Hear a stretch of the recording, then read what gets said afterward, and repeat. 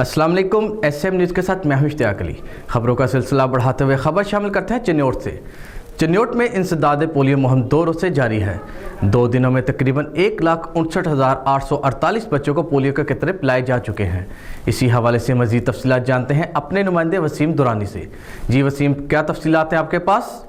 जी बिल्कुल, इंसदाद पोलियो मुहिम गुज़श्ता 2 रोज़ से जारी है।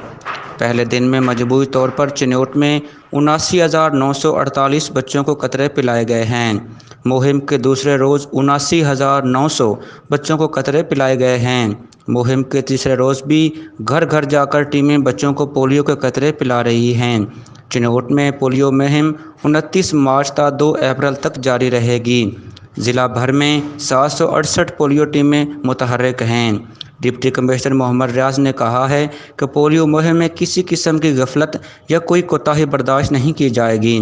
वालिदैन अपने बच्चों को हिफाजती कतरे ज़रूर पिलाएं और उन्हें उम्र भर की माजूरी से भी बचाएं। जी बहुत शुक्रिया वसीम तफसीलात से आगाह करने के लिए। अब तक के लिए इतना ही। मज़ीद खबरों के लिए देखते रहिए SM न्यूज़।